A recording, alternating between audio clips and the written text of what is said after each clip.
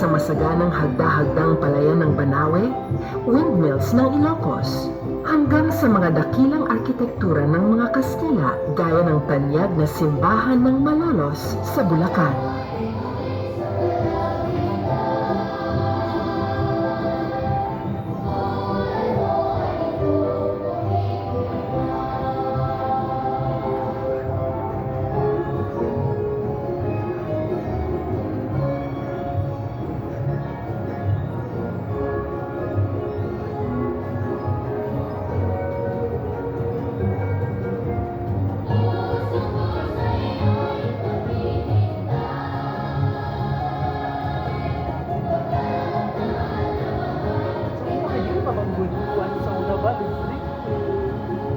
Pamasahin ang mga masisiglang kulay ng Pahiyas Harvest Festival sa Quezon at Mamparol Festival sa Pampanga.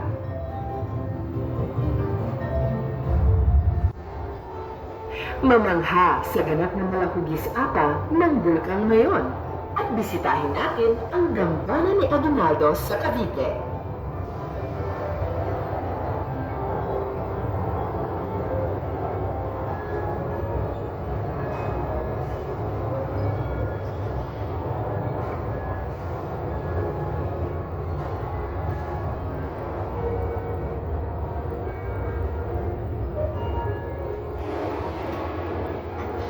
Noong 1922, tinayo ng mga Amerikano ang Lagusan ng Malinta sa Corregidor.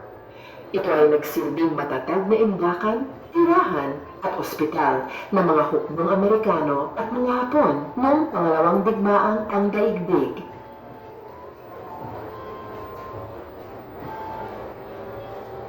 Kamustahin natin ang dating Maynila. Mamasyal sa preskong Luneta Park, sa masiglang pamilihan sa Chinatown. Pagkatapos ay bisitahin ang mga makabagot naglalakihang mga gusali sa Bonifacio Global City.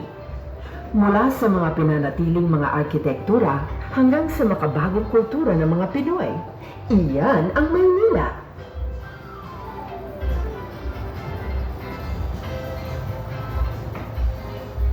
Si General MacArthur ay bumalik sa Leyte noong taong 1944 upang maisakatuparan ang kanyang pangako na I shall return.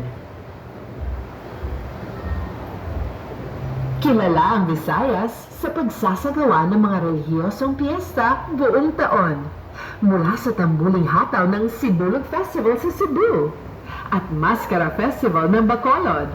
Mga kapanapanabik na pagdiriwang ang naghihintay.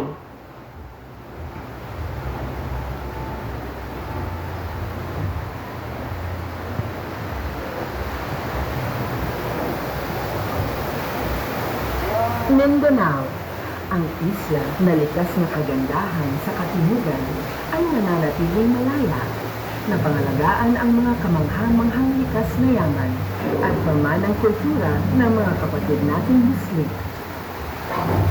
Batiin natin si Nono, ang pinakamalaking buhaya sa buong daigdig na nakakubli. Siya'y natagpuan sa Agusan del Norte na minsay tumimbang ng 1,075 kilos.